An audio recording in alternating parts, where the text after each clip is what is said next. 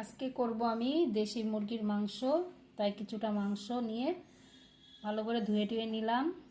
আর আমার লাগবে পেঁয়াজ, লেবু, গন্ধরাজ লেবু নিয়েছি, আর টমেটো, আস্ত পেঁয়াজ দেবো। যে পেঁয়াজ ভালোবাসে, আমি পেঁয়াজ ভালোবাসি তাই পেঁয়াজ দিচ্ছি, অনেকে রসুনও দেয়, তাই কয়েকটা পেঁয়াজ নিয়ে নিলাম। আর লাগবে রসুন। পুরাই আমি মশলা বেটে নিয়েছি। এখানে আছে আদা, এখানে আছে ধনিয়া, জিরা। আদা, জিরা, ধনিয়া দিয়ে দিলাম। কালারের জন্য দিয়ে দিলাম হলুদ গুঁড়ো, দিয়ে দিলাম ছোট চামচে গোলমরিচের গুঁড়ো, দিয়ে দিলাম লাল লঙ্কার গুঁড়ো, দিয়ে দিলাম নুন, আর 1 চিল মতো লেবু রস। মাংসটা বেশ সফট হয়, আর একটা যে গন্ধ মতো থাকে সেটাও থাকে না লেবু রসটায়। দিয়ে দেবো সর্ষের তেল।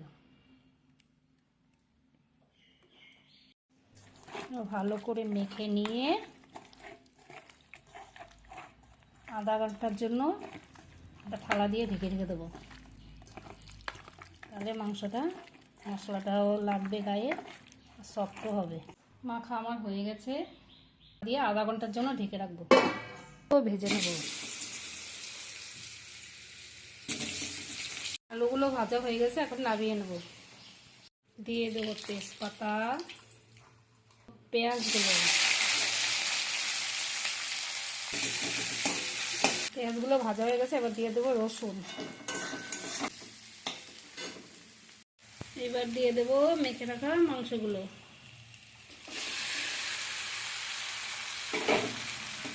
ভালো করে কষিয়ে দিয়ে দিলাম কেটে রাখা টমেটোগুলো আর ভেজে রাখা আলুগুলো দিয়ে ভালো করে কষিয়ে নেব। এবং শিলনোড়ার মধ্যে গরম মশলা কিছুটা আমি বেটে নেব। এবার প্রেসার কুকারে দেব, যেহেতু এটা দেশি মুরগি তাই একটু প্রেসারে আমি 4টে সিটি দিয়ে নেব।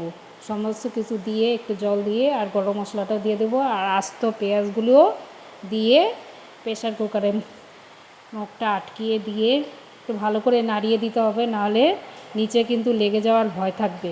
জলটা দেওয়ার পরে ভালো করে নাড়িয়ে দিতে হবে।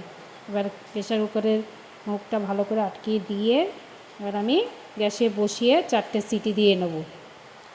4টে সিটি দেওয়া হয়ে গেছে। এখন আমার ভাতও হয়ে গেছে গরম গরম। এবার ঢাকনাটা খুলে দেখি, দেখো কত সুন্দর কালার হয়েছে। ভিডিওটা যদি ভালো লাগে লাইক কমেন্ট শেয়ার করে পাশে থেকো।